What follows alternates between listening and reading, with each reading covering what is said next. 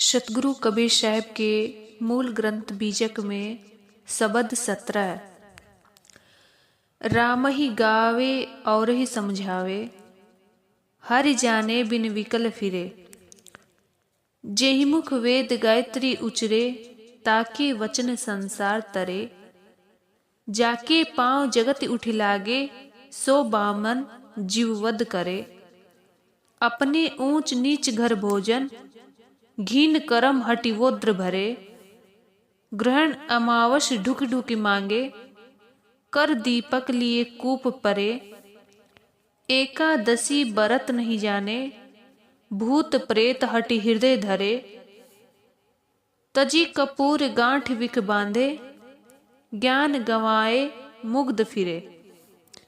छीजे साहू चोर प्रतिपाले, संत जना की कुटी करे। कहीं कबीर जिब्या के लंपट, यही विधि प्राणी नरक परे। इस शब्द में साहेब पुरोहितों की बात को बताते हैं कि राम ही गावे और ही समझावे, कि राम का गुणगान करते हैं, ईश्वर के गुणगान करते हैं, स्वयं भी गुणगान करते हैं और दूसरों को समझाते भी हैं। राम ही गावे और ही समझावे, दूसरों को समझाते भी हैं, खुद भी गाते हैं। हरि जाने बिन विकल फिरे, लेकिन परमात्मा को जाने बिना गुणगान तो करते हैं, दूसरों को समझाते भी हैं, लेकिन परमात्मा को जाने बिना विकल यानी अशांत या व्याकुल फिरे। ईश्वर को जानने वाले, दूसरों को समझाने वाले स्वयं ईश्वर को नहीं जानते हैं, वो संसार में अशांत और व्याकुल फिरते हैं। जैसे साहिब की वाणी में बताया जाता है, किस्तूरी कुंडल बसे मृग खुले बनमाही, ऐसे घटघट राम है दुनिया जाने नाई। जंगल जंगल ढूंढ रहा मृग अपनी कस्तूरी को, कितना मुश्किल है तय करना खुद से खुद की दूरी को। मृगा की नाभि में किस्तूरी होता है, लेकिन मृगा को इसका आभास नहीं होता, वो व्याकुल होके बन बन में भटकता है। ऐसे ही संसार में काफ़ी ऐसे लोग हैं जो राम का या ईश्वर का, भगवान का गुणगान करते हैं, दूसरों को समझाते हैं, लेकिन परमात्मा कौन है उसके विषय में नहीं जानते हैं और संसार में व्याकुल होके घूमते हैं। जेहि मुख वेद गायत्री उचरे, ताके वचन संसार तरे। जिसके मुख से वेद और गायत्री का उच्चारण होता है, उन्हीं के वचनों से पूरा संसार तरता है। अब वेद और गायत्री का उच्चारण कौन करता है? पुरोहित लोग करते हैं, ब्राह्मण लोग करते हैं। साहिब के समय में पुरोहितों का बोलबाला ज्यादा था।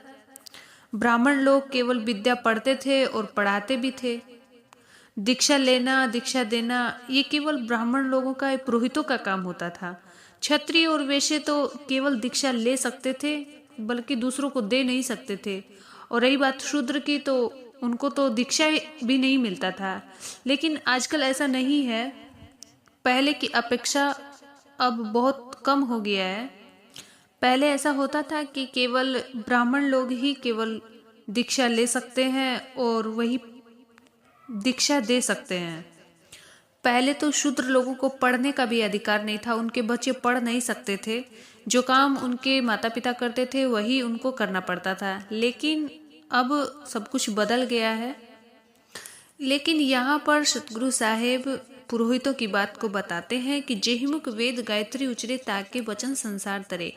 कि संसार का प्राणी सब कुछ सोचता है कि जो वेद और गायत्री का जो उच्चारण करता है वो जैसा कह देते हैं, उनकी बातों को मानकर पूरा संसार तर जा रहा है।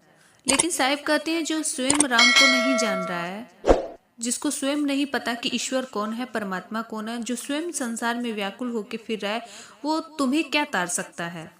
जाके पांव जगत उठिलागे, सो ब्राह्मण जीव वध करे। कि जिसके पांव पूरा संसार लगता है, जिसका चरण स्पर्श करता है, वो ब्राह्मण जीवों का वध करता है, देवी देवताओं के नाम से जीवों का वध करता है। फिर तुम कैसे उसके वचनों से तुम तर सकते हो? एक तरफ तुम ब्राह्मण को भगवान मानते हो, देवता मानते हो, उसके पांव छूते हो, उसे नमस्कार करते हो, दूसरी तरफ वही जीवों का वध करता है देवताओं के नाम पर। तो उसके वचन से संसार की गति कैसे हो सकती है? कैसे संसार तर सकता है? अपने ऊंच नीच घर भोजन, घीन करम हटि वोद्र भरे। कि स्वयं ऊंचे घर से कहता है कि मैं ब्राह्मण हूं, लेकिन नीच घर भोजन करता है। जैसे किसी के घर में शरीर छूट गया किसी प्राणी का, तो उसके घर में जाके भोजन कर लेता है, स्वयं कहता है कि मैं ऊंचे कुल से हूं। घीन करम हटि वोद्र भरे।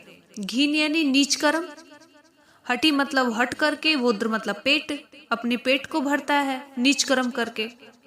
अब नीच कर्म कैसे हुआ? जैसे किसी का शरीर छूट गया, उसके नाम का पंडित भोजन निकाल देता है कि ये उसके नाम का भोजन निकल गया है, उसने पा लिया है, अब हम सब पा लेते हैं, तो ये भोजन तो झूठा हो गया। झूठा भोजन पा रहे हो, अपने पेट को भर रहे हो नीच कर्म कर कर। तो साहिब कहते हैं कि हे पंडित लोग, हे पुरोहित लोग, तुम स्वयं को ऊंचा समझते हो और नीच घर जाके भोजन करते हो, वो भी नीच कर्म कर कर अपने पेट की खातिर। ग्रहण अमावस ढुकी ढुकी मांगे, कर दीपक लिए कूप परे। ग्रहण अमावस, ग्रहण आज संसार में बच्चा बच्चा जानता है कि ग्रहण कैसे लगता है। चंद्रमा, सूर्य और पृथ्वी का सीधे हो जाना। अमावस्या, उस दिन चांद और सूर्य दोनों एक साथ उगते हैं। हालांकि दूरी बहुत बड़ी होती है, लंबी होती है बीच दोनों के बीच में, लेकिन उस दिन सुबह में दोनों एक साथ उगते हैं। लेकिन पंडित लोगों के बारे में साहब बताते हैं कि उस दिन इसको भी इन्होंने पर्व के रूप में मानकर ढुक ढुकी मांगे। ढुक मतलब घुस घुस के घर घरों में जाके मांगते हैं। कर दीपक लिए कूप परे। कर यानी अपने हाथ में दीपक लिए, दीपक यानी ज्ञान रूपी शास्त्र अपने हाथ में लिए हुए कूप परे, कुएं में गिरते हैं। यानी अपने हाथ में ज्ञान रूपी शास्त्र लिए फिर रहे हैं, लेकिन काम कैसे कर रहे हैं? कुएं में गिरने वाला काम करते हैं। ग्रहण और अमावस्या का नाम ले लेकर घरों घरों में जाके मांगते हैं और ज्ञान की बातें कहते हैं, लेकिन कुएं में गिरने का काम करते हैं। एकादशी व्रत नहीं जाने, भूत प्रेत हटि हृदय धरे। साहब कहते हैं एकादशी व्रत नहीं जाने। यहाँ एकादशी साहेब बताते हैं कि 5 गो ज्ञानेंद्रिय और 5 गो कर्म इंद्रिया और एक मन, सब मिला के 11 होते हैं। तो उन एकादशी को साध लेना मतलब 10 गो इंद्रियां और अपने मन को जो साध लेता है वही एकादशी व्रत है। लेकिन साहेब कहते हैं कि एकादशी व्रत को नहीं जानता है, इस व्रत को नहीं जानता, लेकिन हाँ अन्न को त्यागना जरूर जानता है कि अन्न को त्याग सकता है, लेकिन मन को नहीं, मन में जितनी भी बुराई आती है उनको नहीं त्याग पा रहा है।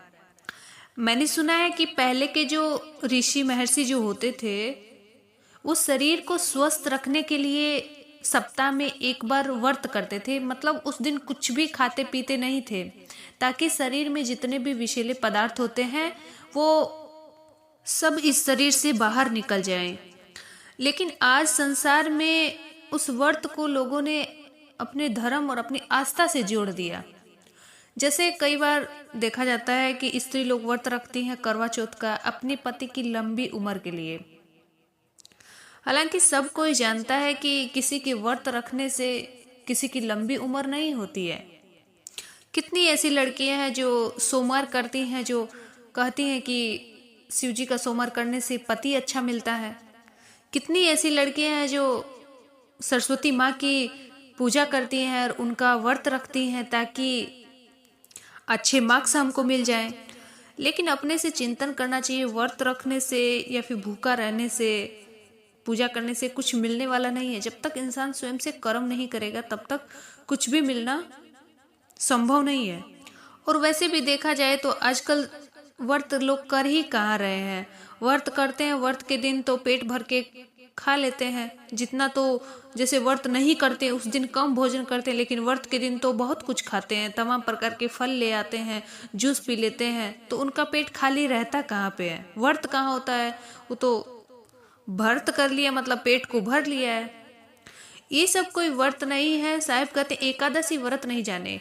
जो एकादशी व्रत को नहीं जानता और भूत और प्रेत हटि हृदय धरे, जो अपने 10 इंद्रियों और मन को जो साध लेता है वही एकादशी व्रत है। लेकिन इस व्रत को पंडित लोग नहीं जानते हैं। वो लोग क्या करते हैं? भूत और प्रेत हटि हृदय धरे, लोगों के हृदय में भूत और प्रेत का डर देके उनको छलने का काम करते हैं। जैसे एक कथा में बताया जाता है कि एक बार एक जमींदार होते हैं, उनके पास एक बहुत ही प्यारी सी भैंस होती है और उसी रास्ते से एक पुरोहित जी गुजर रहे थे। तो उस जमींदार का बच्चा उसके द्वार पे खेल रहा था। तो पुरोहित जी जाते हैं और उस बच्चे का हाथ पकड़ के उसका हाथ देखते हैं। ऐसे बहुत से लोग हैं कि लोगों को भरमाने का काम करते हैं, उनका हाथ देखते और उनको मन में थोड़ा ऐसा भ्रम पैदा कर देते हैं। तो उस बच्चे का हाथ को जो ही पकड़ा तो जमींदार ने पूछा कि पुरोहित जी क्या मतलब हाथ देख रहे हैं। तो पुरोहित जी ने कहा कि इसके ऊपर 7.5 है, शनिचर का दोष इसके ऊपर लगा हुआ है। तो पुरोहित जो जमींदार था बेचारा डर गया कि सोचा मेरा तो एक ही बेटा है और कहीं इसको कुछ हो जाएगा। तो उसने पूछा कि मैं क्या करूं पुरोहित जी, कोई मेरे को उपाय बताइए कि ये कैसे हट जाए शनिचर का योग इसके सर से। तो उन्होंने कहा कि कुछ काली वस्तु कुछ दान में कर दो तो तुम्हारे बेटे के ऊपर जो शनि दोष लगा है ये खत्म हो जाएगा। तो जमींदार ने कहा कि ठीक है महाराज, आप चलिए, मैं आपको कुछ दान कर दूंगा। पुरोहित चले जाते हैं। तो उस जमींदार जो थे उन्होंने गुरु बना रखा था, तो बिना गुरु के वो कोई काम नहीं करते थे कि पहले कोई भी दान करना तो पहले अपने गुरु महाराज से मैं पूछ के आता हूँ। तो वो अपने गुरु जी के पास जाते हैं और वो बताते हैं कि गुरुदेव ऐसी ऐसी बात है। एक पुरोहित जी थे, उन्होंने मेरे बच्चे का हाथ देखा, उन्होंने बताया कि इनके ऊपर शनि का दोष है, तो मैं क्या करूं। उन्होंने बोला है कि काली वस्तु कुछ दान में करने के लिए। तो गुरुदेव कहते हैं कि ठीक है, उसने काली वस्तु दान करने के लिए बोला है तो कुछ काला कपड़ा ले जाके उसको दान में कर दो। तो गुरुदेव की बात मानकर वो काला कपड़ा लेके जाता है पुरोहित के पास और पुरोहित जी से कहता है लीजिए ये काला वस्त्र आप दान में ले लीजिए ताकि मेरे बच्चे के ऊपर जो शनिचर का दोष है वो खत्म हो जाए। तो पुरोहित जी ने कहा कि वस्तु काली है ठीक है, लेकिन वस्तु जान वाली होनी चाहिए, इसमें जान होनी चाहिए, हमको ये निर्जीव वस्तु नहीं चाहिए। जब कुछ जान वाली वस्तु अगर तुम दोगे तभी तुम्हारे बच्चे के सर पे वो शनिचर का दोष खत्म होगा। तो वो जमींदार था वो वापस आते और अपने गुरुदेव से कहते हैं कि गुरुदेव ऐसी ऐसी बात है। तो उन्होंने कहा कि ठीक है, काला होना चाहिए, जान वाला होना चाहिए। तो तुम एक काम करो, एक सांप लेके चले जाओ काले रंग का, सपेरा वाले को बुलाओ और सांप लेके चले जाओ, काला भी है जान वाला भी है, और तुम दान में दे देना उसको। तो जाके पुरोहित को वही पिटारा दे देता है कि लीजिए महाराज ये काला भी है जान वाला भी है। तो पुरोहित ने कहा कि मुझे काला चाहिए जान वाला चाहिए, लेकिन 4 टांग वाला मुझे चाहिए। जमींदार परेशान होकर फिर अपने गुरुदेव के पास में आते हैं और गुरुदेव से कहते हैं गुरु महाराज उन्होंने कहा है कि काला होना चाहिए, जान वाला होना चाहिए, 4 टांग वाला होना चाहिए। तो गुरुदेव कहते हैं कि ठीक है, तुम्हारे घर में कोई बिल्ली है तो वो बिल्ली जाके उसको दे दो। तो जमींदार जाते हैं और उनको पुरोहित जी को बिल्ली देते हैं कि महाराज जान वाली भी है, काली भी है, 4 टांग वाली भी है। तो पुरोहित जी फिर थोड़ा गुस्सा हो जाते हैं, वो कहते हैं कि मुझे काली चाहिए, जान वाली चाहिए, 4 टांग वाली चाहिए, लेकिन दूध वाली होनी चाहिए।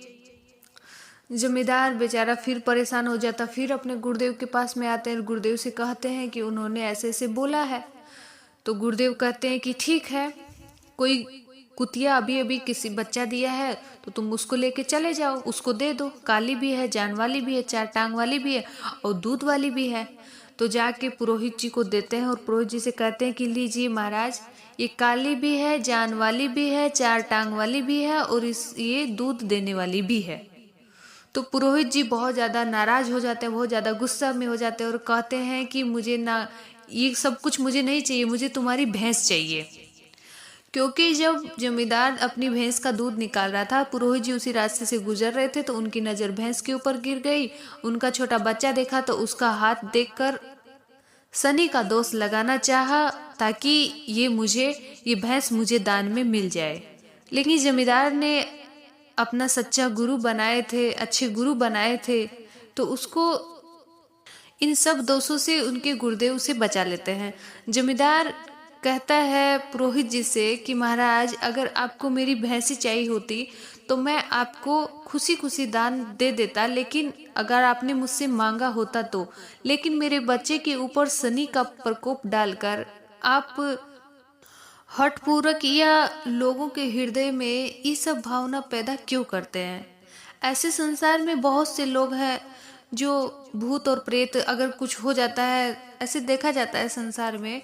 जैसे किसी का बिल्ली ने रास्ता काट दिया तो जाते हैं पंडितों से पूछने के लिए कि महाराज बिल्ली ने रास्ता काट दिया है, तो वो बताते हैं कि ऐसा कुछ दान करो या फिर इतने ब्राह्मणों को अपने घर पे बुलाकर भोजन करवा दो, कुछ वस्त्र दान कर दो।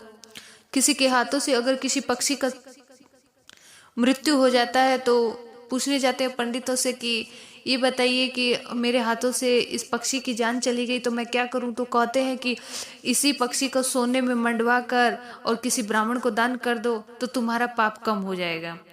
कितने ऐसे लोग हैं जो भूत प्रेत का नाम देकर ओजा बुझाई, टोना टोटका, जंतर मंतर, साढ़े साती, शनिचर मंगल, टेढ़ा मेढ़ा, ये सब कह के लोगों के हृदय में ये गलत भावना क्यों पैदा करते हो? तजी कपूर गांठ विक बांधे, ज्ञान गंवाए मुगुद फिरे। तजी कपूर, कपूर का त्याग कर दिया और गांठ में विक को बांधा है, जहर को बांधा हुआ है, यानी सदाचार सदागुण को खत्म कर और अपने हृदय में दुराचार बुराइयों को बांध कर रखा है। ज्ञान गमाए मुग्ध फिरे, ज्ञान को गमाकर अज्ञानी होकर संसार में फिर रहे हो। तुम्हारे अंदर से बुद्धि विवेक विचार सब खत्म कर दिया है। अज्ञान के अंधकार में तुम संसार में फिर रहे हो और लोगों को भटकाने का काम कर रहे हो। छीजे साहू चोर प्रतिपाले, संत जना की कुटी करे। छीजे यानी छीन करना, साहू साधु को कहा जाता है, चोर प्रतिपाले यानी संसार में कितने ऐसे लोग हैं जो साधु संतों की बुराई करते हैं, उनका मजाक उड़ाते हैं। और चोर प्रतिपाले जैसे चोर चोर मोसेरा भाई, वैसे ही संसार में पुरोहित लोग काम करते हैं।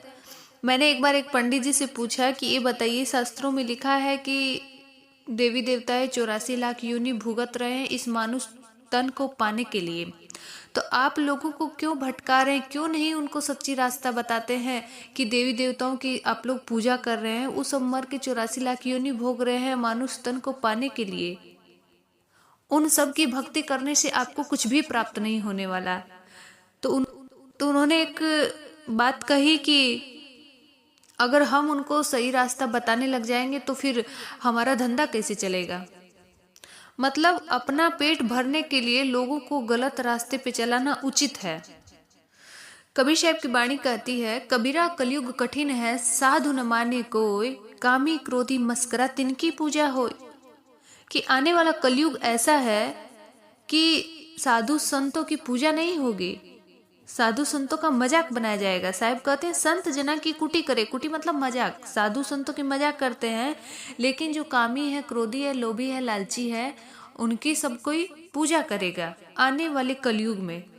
और आज ऐसा देखा भी जाता है, अगर किसी के घर में साधु संत जाते हैं, सबके घर की बात नहीं है, लेकिन कुछ लोगों के यहाँ अगर साधु संत चले जाते तो इतना बढ़िया मान सम्मान नहीं, मतलब चलो साधु बाबा आए हैं, सूखी रोटी दे दो। वैसे भी साधु संत तो सूखी रूखी खाने वाले हैं। और उसी घर में अगर उनके रिश्तेदार अगर कोई आ जाते तो उनके लिए बहुत अच्छा पकवान बनता है, बहुत अच्छा बिस्तर लगाया जाता है, बहुत अच्छे से उनका मान सम्मान होता है।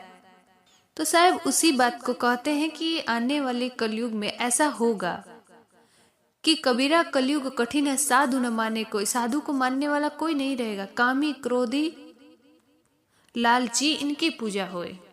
तो साहब कहते हैं साधु संतों के ज्ञान को कुछ नहीं समझते हैं, और जो धोखाधड़ी करने वाले लोग हैं उनके साथ में प्रीत लगाते हैं, प्रेम लगाते हैं। संत जना की कुटी करे, साधु संतों का मजाक बनाते हैं।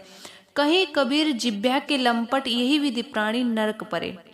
साहब कहते हैं जो जिब्या के लंपट है, जिब्या के लंपट यानी जो देवताओं के नाम पर जीववध करते हैं, अपने को ऊंच कहकर नीच घर भोजन करते हैं, और नीच कर्म कर कर लोगों अपना पेट भरते हैं, और ग्रहण और अमावस्या का नाम लेकर लोगों के घर से भिक्षा मांगते हैं, लोगों के हृदय में भूत और प्रेत का नाम देकर उनको ठगने का काम करते हैं।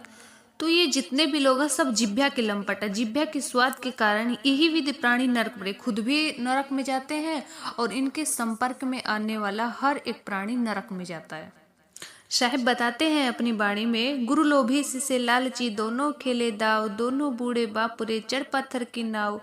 गुरु मिला नहीं शिष्य मिला, लालच खेला दाव, दोनों बूढ़े धार में चढ़ पत्थर की नाव। जाका गुरु है आंधरा चेला खरा निरंद, अंधे को अंधा मिला पड़ा काल के फंद। बंदे को बंदा मिला गांठ छुड़ावे कौन, अंधे को अंधा मिला राह बतावे कौन। तो इस शब्द में साहिब वही बताते हैं कि जो प्राणी स्वयं राम को नहीं जानता है, जो दूसरों को समझाता है और स्वयं परमात्मा को जान नहीं रहा है और अपने मुंह से ईश्वर का गुणगान करता है, लेकिन संसार में व्याकुल होकर फिरता है, लोगों को ठगने का काम करता है, नीच कर्म कर कर जीवों का वध कर देवताओं के नाम पर ग्रहण अमावस्या भूत प्रेत श्राद्ध व्रत, यही तमाम प्रकार के पाखंडों में फंसा ये जीव स्वयं भी नरक में जाता है और इसके साथ में रहने वाला हर एक प्राणी नरक में ही जाता है। तो इसलिए स्वयं को चिंतन करना चाहिए, स्वयं को विचार करना चाहिए, क्योंकि कबीर साहब की वाणी, उनका हर एक शब्द जीव को चेताने के लिए, ना कि उसे भरमाने के लिए। बोलिए सतगुरुदेव भगवान की जय। शाहे बंदगी शाहे बंदगी शाहे बंदगी।